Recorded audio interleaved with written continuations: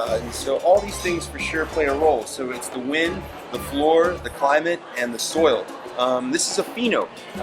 Fino sherries I like just to serve with nuts and cheese. This is kind of the first thing you would drink of the day. So you've been at work all day long, and it's the first drink of the day, the first sip of the day. So very grassy, very straw-like, really high in acid, really pretty, really floral. The next style up would be a manzanilla. So manzanillas only come from the town of San Lucar de Barrameda. You can produce other styles of sherry there, but only manzanillas can come from there. This is probably my favorite style of sherry. It's a little higher in acid, it has a little more weight, as well as these vineyards that are in this area are all around brackish water. It translates into the wines. These wines are a little salty. These wines love seafood. I usually like to pair them with caviar. Why people always pair caviar with vodka? It's something that's such high in proof. It's 80 proof as opposed to something that's 15 proof. So you're essentially you'd be singeing off your palate.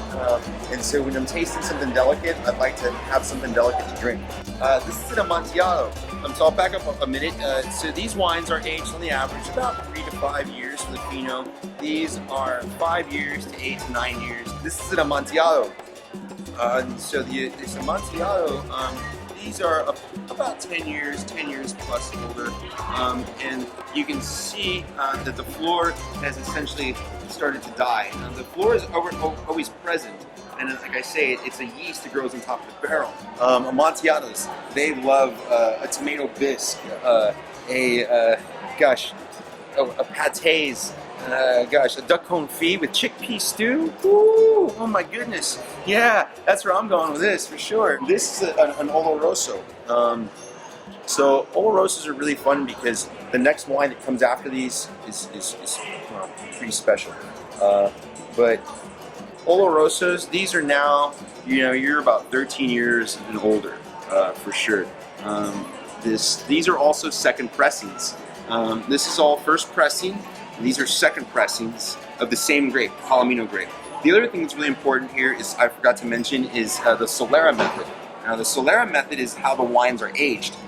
The way they're aged is you essentially have a large barrel, a smaller barrel, a smaller barrel. The oldest wine is in the larger barrel at the bottom.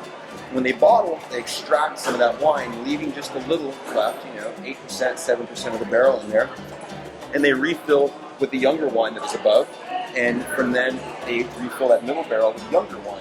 And so there's this consistency in the aging process. Apollo Cortado. Now, Apollo Cortados only happen by accident. You can't recreate Apollo Cortado. Essentially, about 95-98% of all Apollo Cortados come from an Oloroso.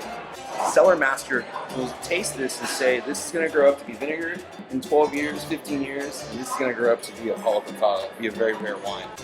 But this is a Apollo Cortado. So you would want to serve it, I'd like to serve this with meats for sure. Next up is a Pedro Jimenez. So now the grape varietal has changed. Yeah, so sherry makes the world's, the sherry region makes the world's driest wines as well as the world's sweetest wines. These wines, they love to be served with chocolate. And these are very, very old wines, for sure. I'll have to let you taste this with a piece of chocolate because it's pretty amazing.